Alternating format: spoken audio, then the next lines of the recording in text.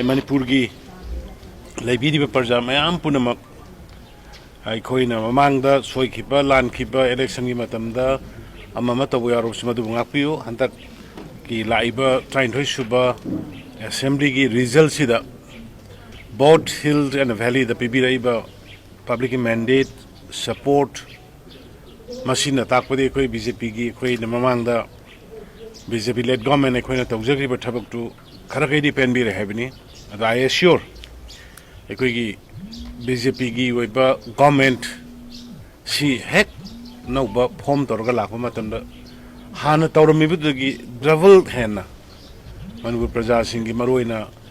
youth singda leiba anxiety thwing hang phangdabagi leiba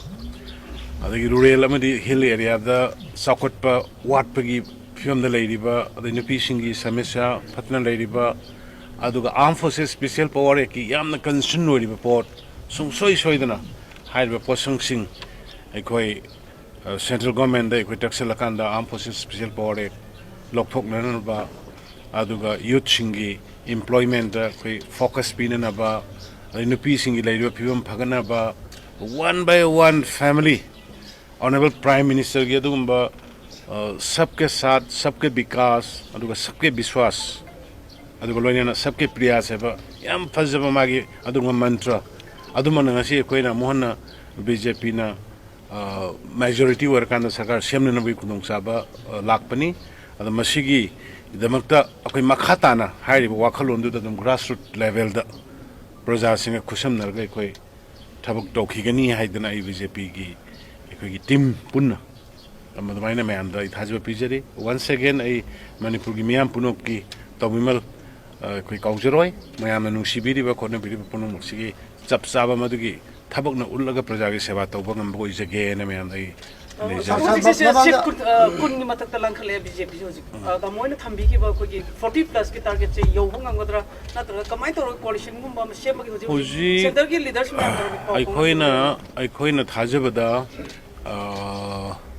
30 plus is showing where any 40 mag yogdragashu. Hoji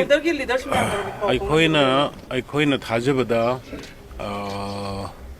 30 plus is showing where any 40 mag yogdragashu. 30 plus is showing where any other koi kataki of a government ama Shembagile. Adubu, when Hana Shokoi Higre, senior leaders in national leaders in Quiggy coalition dharam. Hanaga quick Mari Kainadana. Fazana means BJP means transparency. Aduga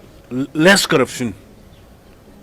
Corruption gi hanba aduga transparent in a tabuktoba, aduga grassroots representing a tabuktom in the Bahibani. Adugumbadu that has a party to Kipunadum, Selminagan, Equine even full majority from Nagasu, I coigi lying mandate river, Hanadagi 1 minute,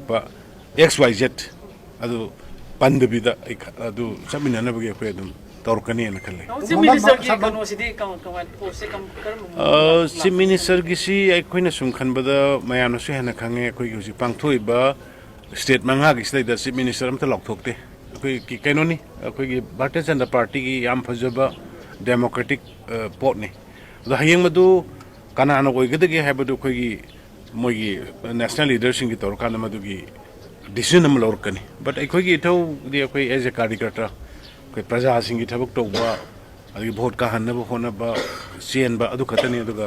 leadership ki dudi yam democratic system da dum center na lorkani na thaje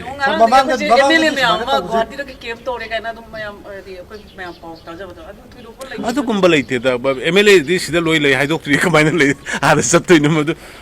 pangtha thata na gum sida sa de loi okay samamang de khoi NPP hana khoi lenga chemin har ge khoi ja chungcha chamin ro hai ba BJP ke mai kai de ju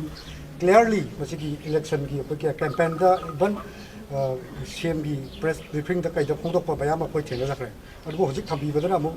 dugi poto hana chamin ram ji hoi chamin na ba ya ba gi wafam thambi masi hana thambi gi ba wafam du kero to chamin na ri hai ba club clear we le lo ya ga NPP mak di thaje de chamin na ga do adu atai mayam yauri na ko adu ki line minded ko ba